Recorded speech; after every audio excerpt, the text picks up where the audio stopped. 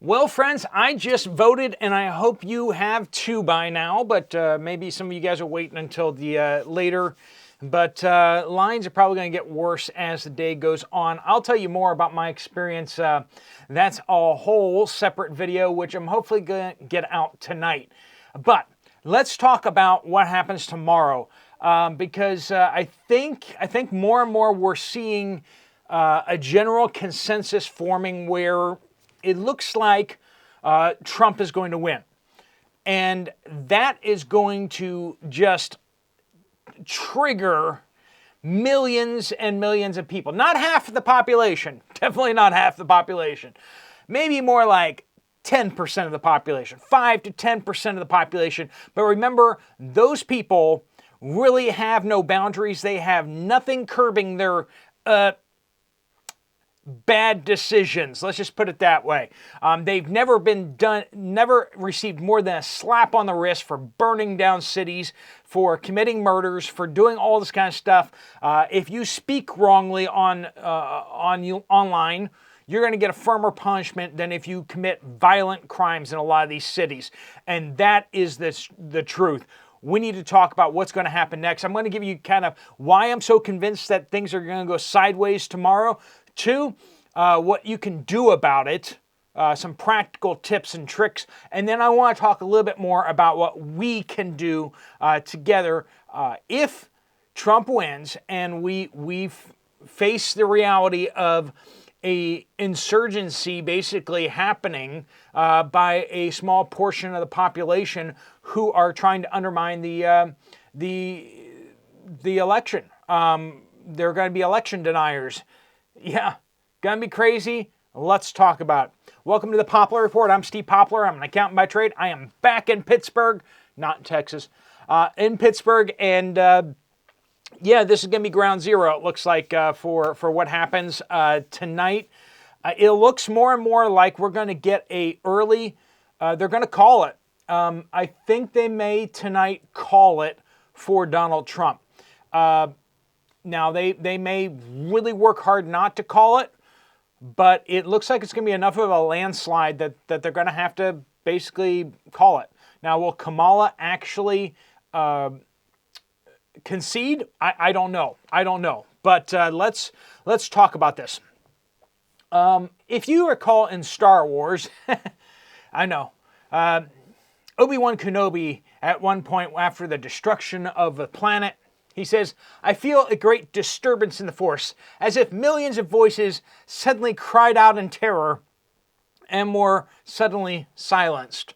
Now, take that and then just remove the whole silenced part. And I think that's what we may experience tonight and tomorrow and this week. Millions and millions of voices crying out in terror. They have been so ginned up, so indoctrinated and brainwashed that they will see what happens to be the absolute chaos and terror, and they will seriously consider moving to Canada, even though none of them will apparently ever do that. We wish they would move. I've already covered in another video yesterday about what do we do if this is an absolute steal.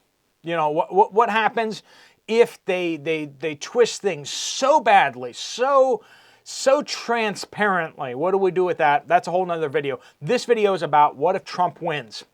What if Trump wins and we're the ones watching the other side freak out? Now, we also have to realize that other countries are also sticking their fingers in the pie.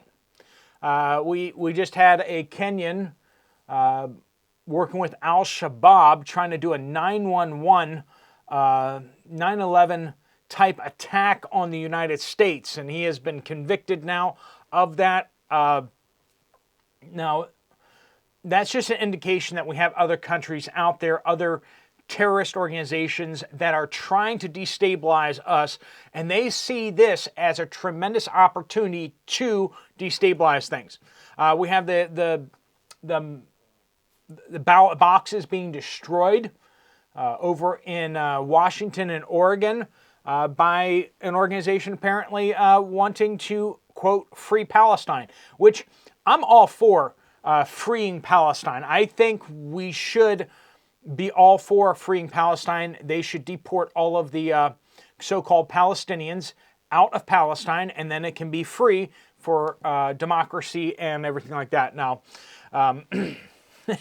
that won't happen anytime soon, and no countries out there will support that. But when you have people inside of a country whose sole mission in life seems to be in destroying the country that they belong to, you know, there's a certain point where you just say, like, well, then leave. You need to leave. We need to find you a place and send you there. But of course, they don't want that. They don't want that. They want to overthrow the government and kick out all the other people in the country. And I think that at some point, you need to put the shoe on the other foot and say, if you literally want to kill all of us or, you know, push all of us out of this country, well, then it's only fair for us to humanely push you guys out of the country. I don't know. That's an unpopular opinion. I shouldn't state those things publicly. But, hey, you know, I do that anyway. All right, so we got either two options here, a massive steal or a massive unrest. So that's what we're facing tonight and tomorrow. And if you think that them rioting in these democratic cities and stuff like that are going to be silenced, you got everything coming. Those government officials will be out in the streets with these people. And the remaining police will probably be out there too because they're all, you know, diverse. What can we do about it? What can you do about it? One, pray. I know some of you guys think that that's just well-wishing and everything like that. Okay, well then, you can still try it, okay? But for those of you who believe in the power of prayer, who believe that God listens to people, then we need to be praying. And this is, we need to be praying for peace. The Bible says that we should seek to live a quiet and peaceful life. That should be our ambition, is to live a quiet and peaceful life. And friends, I don't know about you, but I would like to live a quiet and peaceful life. I'd like the government to not turn things into an absolute chaos storm. I want to live my life. I want to, see another couple places in the world. I want to go to Alaska finally at some point and go visit Rudy, of Alaska Prepper. I'd love to go see him. I'd like to see a few things, never been to Hawaii. That'd be so cool. And if things are stable for the next 5 years, maybe I can do those things. Maybe. And I know about you, but you probably you have some goals that, like, if the world holds together somehow for the next couple of years, you'd like to accomplish, whether that's buying a piece of land up in the mountains so that when things go sideways, you can hide from the storm, or whether it just means getting a little more prepared where you are. We'd all like the things to hold together for a little bit longer, so how about you pray about it? How about you ask the God in heaven to hold things together for a little bit longer? Don't give us what we deserve, as my pastor just said this past Sunday. Okay, number 2. This is a little more practical for those of you who don't believe in prayer, but prayer is the most practical thing. Document everything. Friends, get your cell phone out and document. If you can have your cell phone recording on the sly, that's better, okay? For those of you who have pockets, this shirt does not have a pocket. I like pockets. But if you have a shirt with a pocket, you can slip your cell phone in there with the camera sticking out a little bit. You may have to stuff a hanky in there to make sure that it sticks out just enough. Ladies, if you have a pocketbook, your cell phone can be in the pocketbook in such a way that the cameras are exposed and record, okay? In your car, having a dash cam is probably a good idea these days. If you're recording with your cell phone, make sure you do it on low resolution so that it doesn't fill up your entire phone and kill your battery super fast. So record on low resolution so it can record long term. And then you can just delete files that don't have anything on. But if you're in any kind of situation where there might be some sort of escalation, start recording. If you see other people in a situation where the situation is escalating, start recording. See if you can call the police, of course, if there's someone who is about to be a victim or something like that. Intervene if you can, but try to get a recording of it as well, or ask somebody else to record it, something along those lines, right? So document. After an incident, send an email, okay? After an incident that may come back to haunt you, type up your recollection as best you can immediately. Get your phone out and start typing a text and document every little detail that you can remember, okay? Send the text. Doesn't matter to who. If you send the text, if you send the email, then it's documented with timestamps on it that you sent it then. And the sooner that you do that to the event, the more like legal weight it has. And not to mention, it's going to be the most accurate. The closer it is to the event, because you know how like when you're in a traumatic event, you start replaying it over in your mind again and again and again. What your mind starts doing is it starts changing details, either to make it less traumatic for you, or just so that it makes more sense. And in a chaotic situation, there's oftentimes it doesn't make sense to your brain, so your brain starts simplifying it and excluding details or changing details. People's memories are very not great when it comes to traumatic situations. So document immediately. Write it down. If you write it down on a piece of paper, that's cool, but the problem is that it doesn't have a date attached to it. If you do it on an electronic document and you email it, that's perfect. Okay. This is even more practical. Don't be there. Okay. Wherever there is chaos, don't be there in the first place. There's going to be a whole bunch of places that tonight and tomorrow you don't want to be. Downtown cities, don't be there. If you are there and you can't avoid there, stay inside. Okay. If you're in suburbs and you're surrounded by neighbors who have Harris signs up, stay in your house, okay? Yeah, probably a good idea. Stay at home, stay out of sight, let things happen, let them destroy property, but don't be out there to be harmed yourself or your family. Okay, if you have to be out, make sure you have pepper products with you, okay? Make sure you have like pepper sprays. Ideally, you want the pepper stream, and then there's recommendations out there that I can't give you. But if you're worried about bears, that's one thing you could do, right? And use the pepper products as opposed to other products, okay? They're non-lethal. They generally won't hurt people for a long term, but they may give you the opportunity to escape. Use pepper products and escape. Get out of the situation.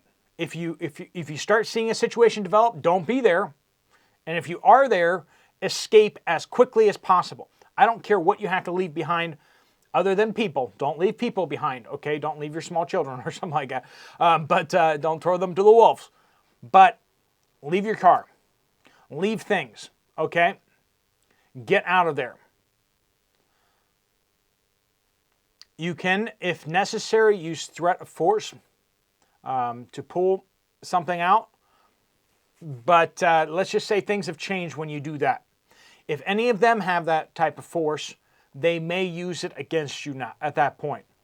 So, if you show that, make sure you're ready to use that. And let's just say that is a no-win situation. No-win situation. If you use that and you win, you may be going to jail for a very long time, especially if you do that in certain jurisdictions. Okay? The jurisdictions where you may have to do that are the same jurisdictions where they will send you to prison for a very, very long time. Okay? So that's why I say don't do that if at all possible. Again, escape as quickly as possible. Get out of the situation. I've been in situations overseas. I've been trained to deal with these type of situations, hostage training. I've been part of military exercises where I've role played against military units, high-level military units you've heard of, and I was the agitating crowd. I was part of the people charging into the hail of lead. I was the one getting hit with the flashbangs and the smoke and the. Okay, so these units train against these type of scenarios because they're nightmare scenarios. If SEAL teams, Delta, these other units train for those scenarios because they're nightmare scenarios for them, friends, I promise you they're a nightmare scenario for you.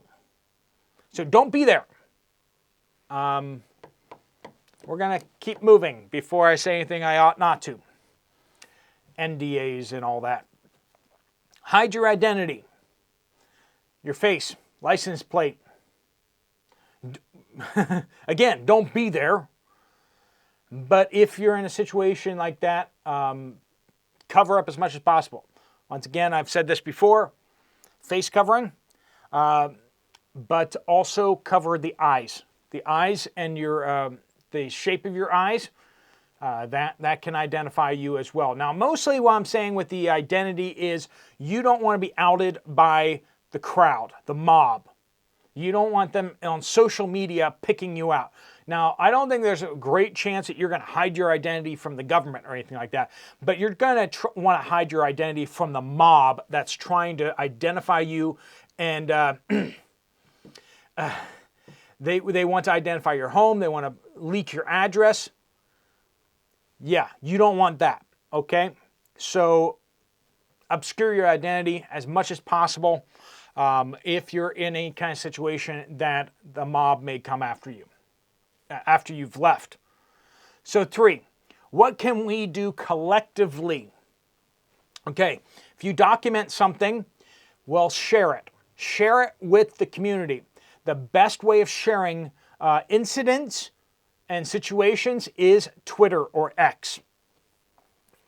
Whatever you think about Elon Musk, I know a lot of you guys have started changing your perspective a little bit on him. Some of you guys are still thinking he might be the Antichrist or he's definitely with the deep state. I'm not saying he's a great guy, okay? He has, 3 or 4 baby mamas on the side. And, I mean, he's not a great guy. Donald Trump. I know a lot of you I know he's the second coming of Jesus, but yeah, he's not a great guy. He may be the man for the moment. He may be the exact man that our country needs, but you look at Winston Churchill, he was not a good guy. I mean, he had a lot of faults. Okay, everyone has faults, and you look at George Patton, you look at all these people in history that God used in such mighty ways to turn pages in history, and these guys, the closer you look at them, the more objectionable they may be. But anyway, so share the things that you document on X, on Twitter. If you don't have a Twitter account, I'd recommend kind of getting one. It's the best place to share information. If you pop something down in the comments down below here, I might find it and I might decide that it's worthwhile to share, and I might find that I can share that information. On X, you don't have one person filtering.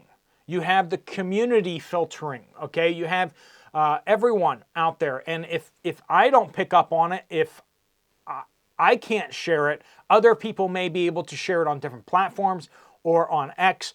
They may amplify it and it may get traction over there. There are plenty of accounts right now who are looking for information on stealing, especially stuff that happens today, okay? You can just tweet at them and they're looking for this information. Stuff that I may struggle to share on this platform, okay? So share stuff on Twitter, okay? If things escalate, you may need to connect and organize your neighbors, okay, to defend your, and it starts with a watch group, okay? Get your neighborhood to have a watch group, especially if you're in a more urban area or suburban area. Organize your neighbors so that they watch out for stuff, okay, and that they can share, and that you have everyone's contact information, that you can share concerns. And when you start seeing smoke on the horizon over there, like this literally has happened in recent riots and unrest and stuff like that, where neighborhoods have watched smoke on the horizon, and they need to share information, and they need to start watching out for their neighborhood. That is something that you may need to do. Help others bug out. If you're in a more rural area, consider the possibility of maybe helping people from urban areas who are like-minded with you to get out of Dodge, okay? You can think about that. If we can set up emergency shelters for people who have storms in their area, perhaps we need to set up emergency shelters for people fleeing cities who are like-minded.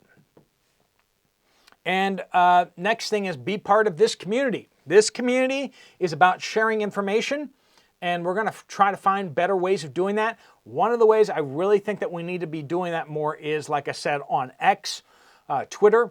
I think it's more effective because, let's just be honest, a lot of you guys read through some of the comments on some of these videos, but there isn't a way for you guys to amplify comments. You can like comments, and you should do that. You should like and comment on videos. It does make those comments rise to the surface more. But at the end of the day, for the updates on this channel, it's me reading through them, okay? And me making decisions. And you may not agree with all my decisions. Some of you guys are like, why haven't you shared one of my comments or one of my updates? And, you know, there's reasons. But they're my reasons, and that may not perfectly suit the needs of the community. Whereas on Twitter, on X, we can share stuff, and if I decide that I don't think that's super relevant or super important, but you guys decide that it's super important, or other people on Twitter decide it's super important, then that's important. So it's good that we work together to decide what kind of information is good. I think that we're doing a marvelous job here, sharing a lot of information that nobody else out there on YouTube is sharing, because we are gathering that collectively. But the way this model works, I'm the editor.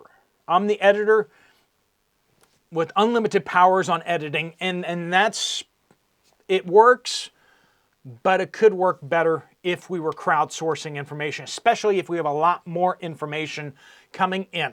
So that can be done better on Twitter X. We need to be doing this type of things. As long as we have free speech, as long as we have a little bit of traction on some kind of platforms, we can use those platforms to share information.